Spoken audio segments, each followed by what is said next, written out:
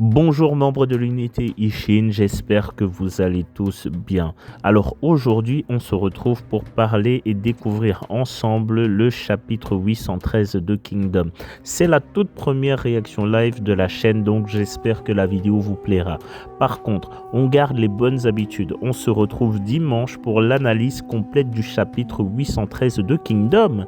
Et si vous pensez avoir oublié des détails importants sur la bataille décisive qui nous attend à Shintai, il y a cette vidéo qui t'explique tout ce qu'il y a à savoir sur cette bataille épique qui nous attend. Mais avant de commencer, n'oublie pas de laisser un pouce bleu et surtout à t'abonner pour ne rien manquer de cette nouvelle aventure qui nous attend à Shintai. C'est parti.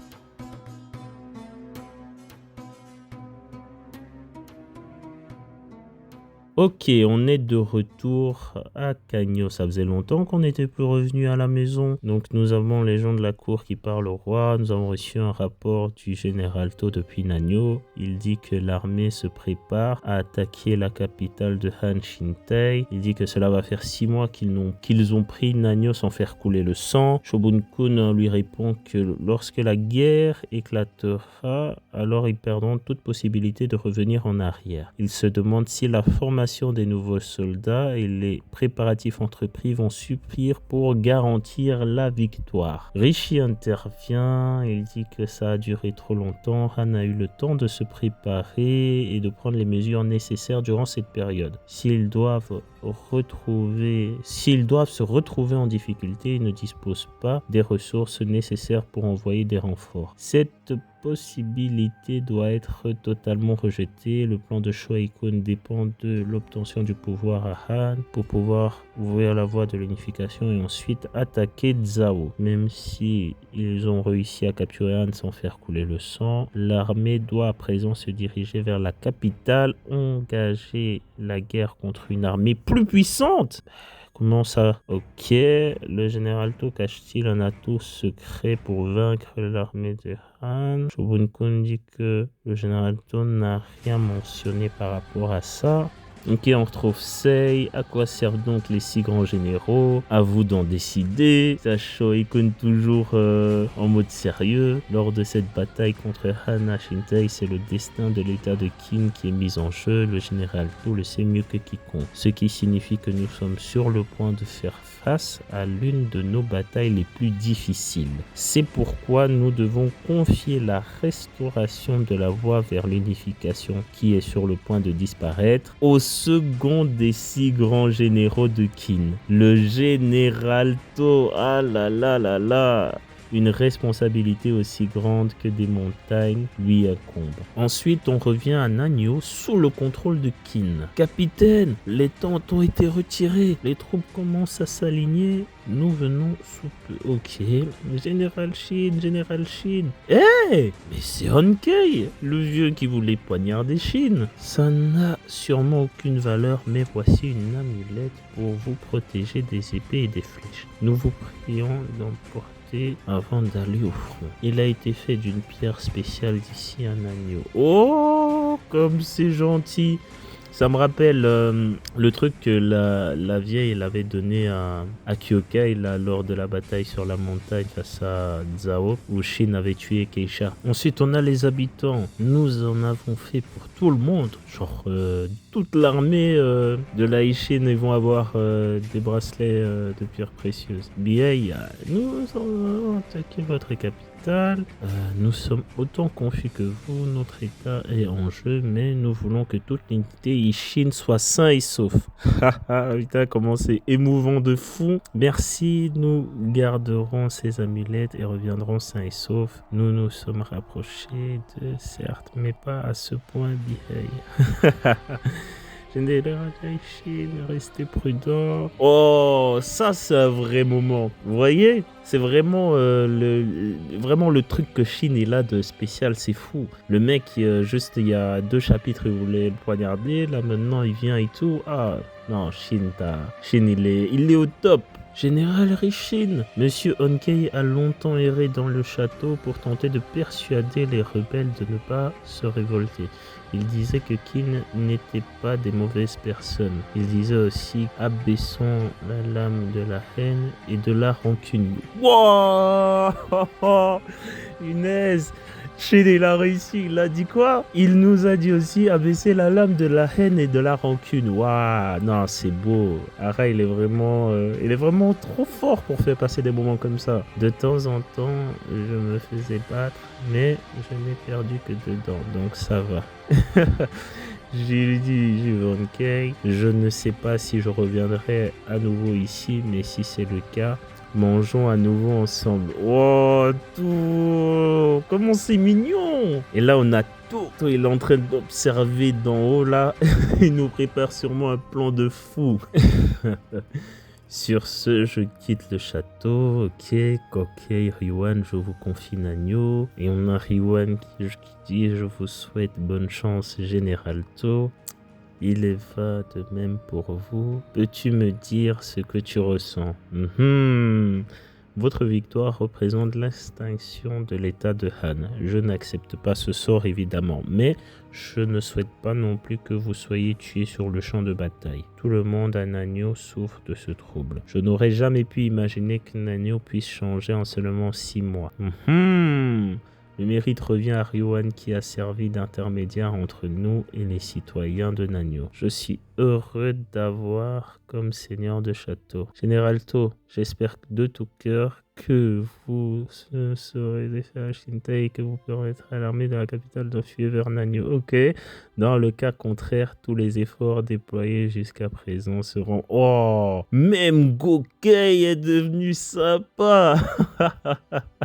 Mais c'est incroyable. Ok, c'est vrai, Général To, encore une chose. Vous avez mentionné que la clé pour capturer la capitale de Shintai résidait à Nanyo. Que vouliez-vous dire par là? Seigneur Yuan, j'aurais une dernière requête à faire. Nanyo est certes au centre de l'attention de tout le peuple de Han, mais son état est resté mystérieux depuis sa chute. C'est pourquoi je vous demande d'envoyer des lettres au château voisin, afin de les informer de la véritable situation de Nanyo aujourd'hui, qu'ils en aient le plus possible. Faites-leur connaître l'état de Nanyo tel qu'il est en détail. Ensuite, Sarah nous montre les drapeaux vraiment pour dire ouais, Qin, Han, c'est des amis, waouh. Quand je vous dis que cet auteur il est vraiment incroyable, c'est vraiment le cas. Ok, on est arrivé à la capitale de Han, on a Shintai, l'unité Rakuakan, en avant.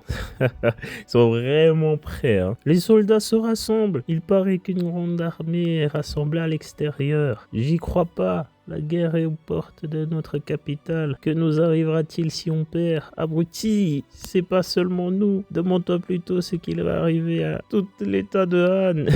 Putain, ils sont vraiment en PLS. Hein. Au rapport. L'armée de Qin est composée de 160 000 hommes à Nanyo. Ils emménagent leur camp à l'extérieur du château. Ils sont sans doute sur le point de préparer une invasion.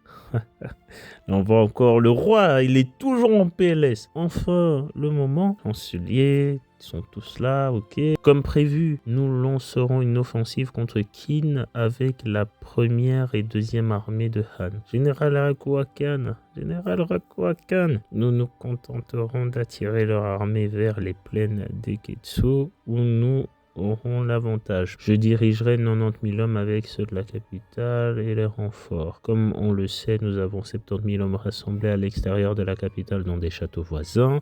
Cela signifie que nous aurons une force combinée de 160 000 hommes avec laquelle nous ferons face à l'armée de tout composée du même nombre d'effectifs. Cela aurait été vrai qu'en comptant sur la capitale. De là, nous serons rejoints par diverses autres forces venant des châteaux divers qui souhaitent participer au prolongement de la sainteté de notre état menacé d'extinction. D'après nos estimations, le nombre de ces renforts s'élève à 50 000 hommes. Waouh, non. Ils seront 210 000, non. Bah, c'est chaud. Ce qui veut dire 210 000 contre 160 000, nous pouvons gagner. Si tel est le cas, nous allons gagner. Pas vrai, Général Rakuakan? L'armée de notre état se compose de 210 000 hommes, ce qui veut dire que nous sommes dans une guerre totale. Nous n'avons pas assez de troupes pour la sécurité de la capitale et le nombre de troupes rejoint les châteaux doit continuer à augmenter. Ok, lorsque tout cela sera en place, nous serons prêts. Nous ne pouvons nous permettre de perdre, général Rakua Khan. Nous allons leur montrer la force militaire de Han. Nous montrerons à tout le monde que même en période de difficulté, le calme pays de Han peut aiguiser ses crocs dorés. Avec ces mêmes crocs, nous arracherons la tête du général To. Nous montrerons à toute la Chine la vraie terreur de l'armée de Han, qui est restée dans l'ombre jusqu'à maintenant. Gloire à Han, nous montrerons ce que ça fait de s'en prendre à Shintei, que les autres nations en tremblent. Nous détruirons l'armée du général To et creuserons sa tombe dans les plaines d'Eketsu.